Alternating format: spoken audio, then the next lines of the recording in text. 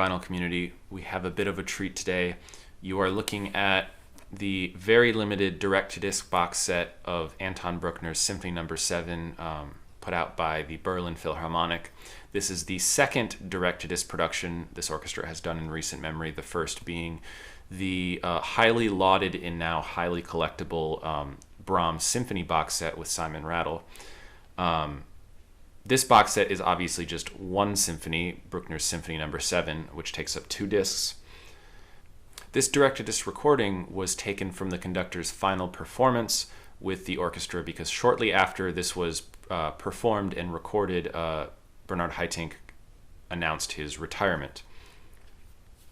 For those somewhat unfamiliar with direct-to-disc recordings, essentially how this works is that instead of recording to tape and then mastering to a master tape and then cutting a lathe, the recording is simply cut straight to a lathe live. It's a very difficult, expensive, and risky way to do a recording because you get a very, very limited amount of do-overs.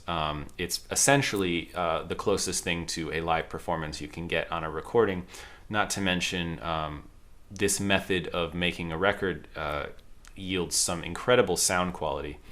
So I have no doubt in my mind that this is going to be a very stellar recording, both in performance and audio quality from the Berlin Phil. It's an orchestra that hardly ever disappoints, but I'm very excited to listen to it. But first, we've got to open it and take a look at what they've put together in this box set. As you can see here, it advertises right on the front, direct-to-disc recording 2LP, signed and numbered limited edition.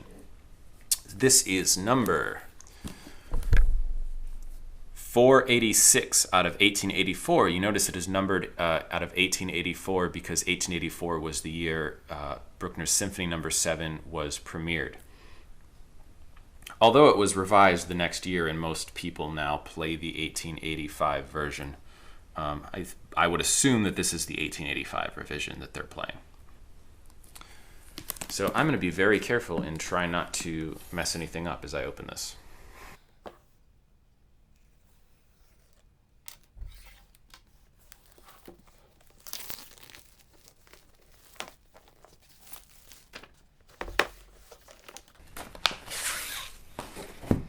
This cover here, I'll just save that.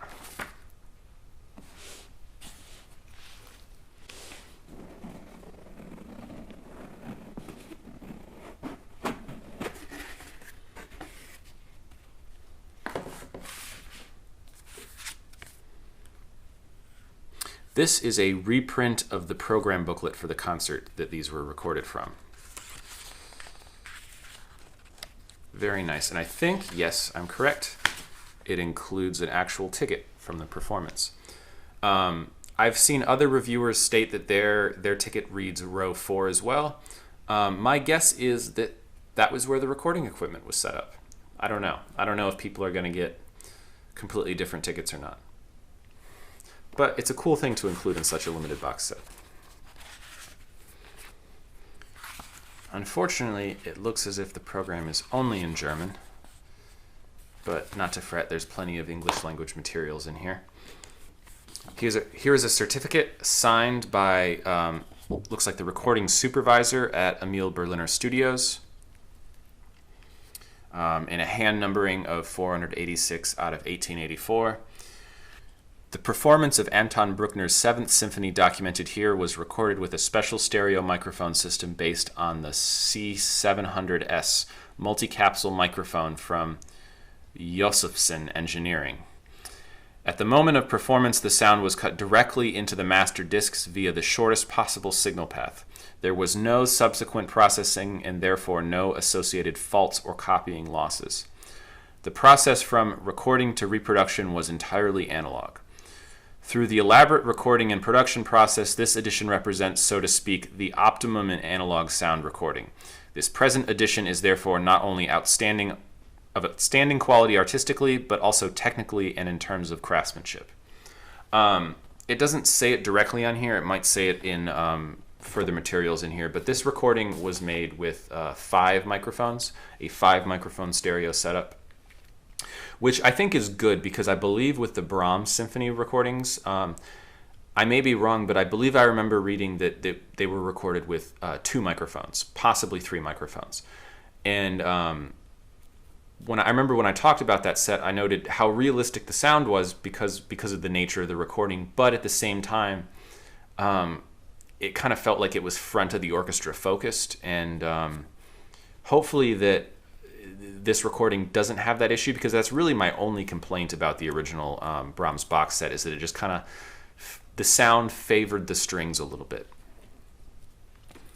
Let's see what we have here. Looks like we have some high quality photos in here. Oh yes, this is a picture of the cutting lathe from the recording studio inside the hall. That's a great view. I would love to be a cutting engineer and watching a performance from this booth.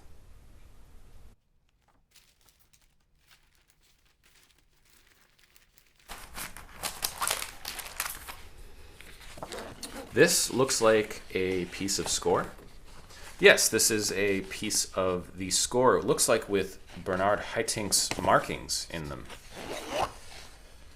Yeah, that looks like conductor markings. I wonder if everyone that receives this box set receives a different piece of the score or not. Maybe you can those of you who have this can let me know in the comments.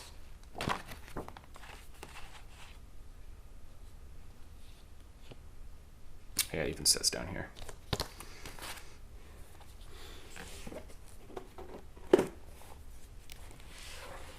Okay, so it looks like there's 2 more things in this box set. We have the double LP, and it looks like the packaging on this is excellent, just like it was in the Brahms box set. You have the thick cardstock outer sleeves with the nice poly-lined inner sleeves, which is really the way to do it. They have people who know what they're doing advising them on this. Let's take a look at the booklet.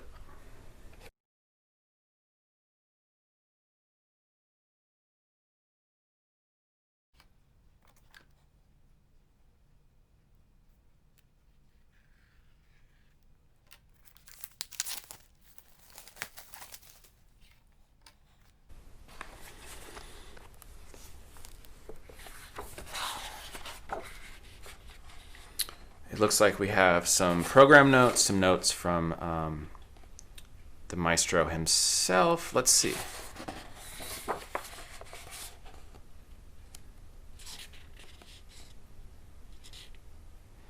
Some notes in here, it looks like from the musicians. This is the original score facsimile. Program notes here in both German and English.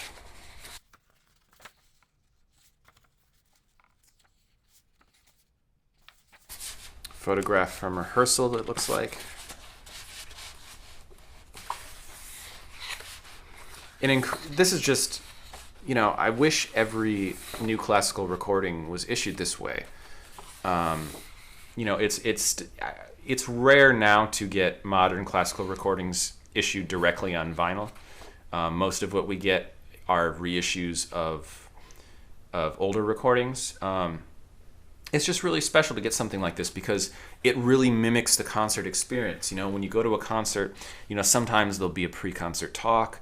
Sometimes there will be, you know, maybe not program notes on this kind of scale, but definitely enough to get to learn a little bit about the piece you are hearing, a little bit about the you know, conductor who may be a guest that week, a little bit about his career, a little bit about the soloist if it's a concerto. Wow, I don't know if it's capturable on video, but the quality of this color photo in here is just fantastic. I see it looks like in this performance, because I'm a wind player, looks like Albrecht Meyer was playing principal oboe, and I forget the name of the co-principal flutist, but that is not Emmanuel Paoud. That much I know. I don't know many of the other Philharmonic musicians by name offhand. For us vinyl heads, we have a very familiar name now, Michael Fremer, talking a little bit about the recording. You know, I knew when I got this package that I was not going to be the first unboxing video of this record on YouTube, because Michael Fremer worked on this one. So he got an advanced copy. So his is already up there. I hope that doesn't render my video too redundant, but there is going to be a review coming of this recording via the website I write for, audiophilia.com. It may, in fact, be up by the time I release this video, but we shall see. There's the recording equipment they had to transport from Emil Berliner Studios to the Symphony Hall. And that's what makes this recording so special. There are very few places in the world that have the equipment and personnel available to do high-quality direct disc recordings like this. There are many major symphony orchestras in the world that would not have the access in their own city to resources like this. So it's really special what Berlin is doing. They know the treasure of Emil Berliner Studios is right around the corner from them, and they are taking advantage of it. Obviously, like the Brahms Symphonies box set, that was the first kind of experiment in this that the orchestra did, that sold out very quickly, and I have no doubt that this will sell out fairly quickly too. Oh, there's a excellent look at the team. And then here it looks like some of the musicians signing the lacquer, it looks like. There is Albrecht Meyer again. I don't recognize some of the other musicians. And one of the microphones they were using. And here is the maestro himself, Bernard Haitink, signing the lacquer.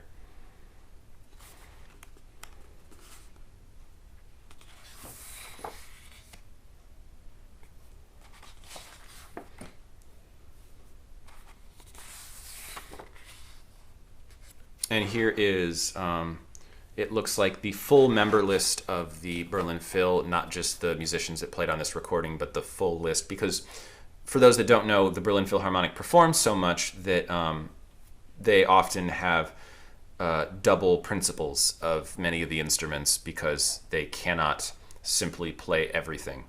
So, like, there are 2 co-principal oboes, 2 co-principal flutes. Oh, that was the other name of the flute player, Matthew Dufour. So just like the Metropolitan Opera, there are many, many musicians in this orchestra that may not necessarily be playing on every performance. And the Berlin Phil truly has one of the best halls in the business. It's an excellent setup.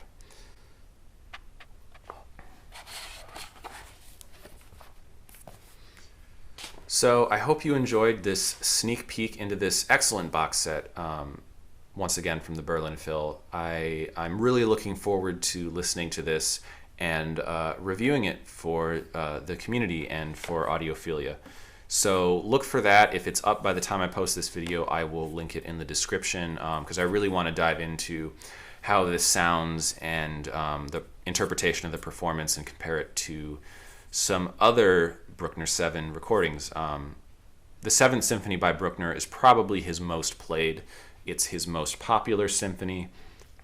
And I think if they were going to record a Bruckner, I think this was probably the one to do. It's kind of a shame that his music isn't as popular now as it once was.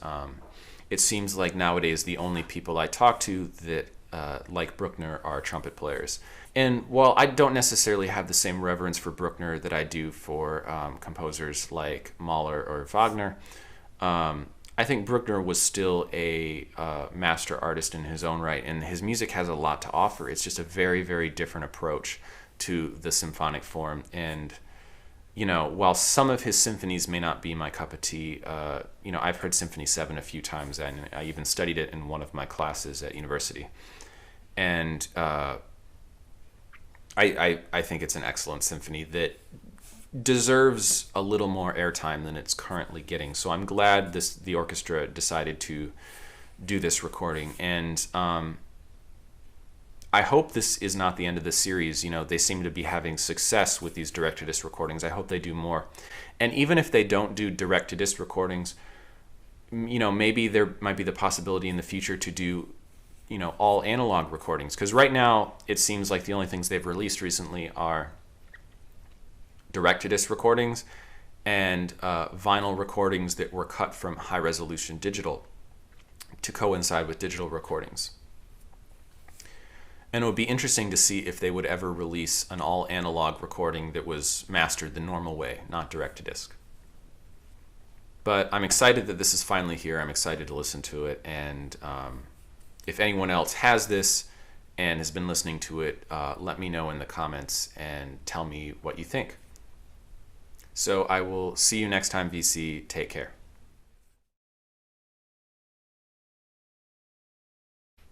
Bruckner. Bruckner. Bruckner.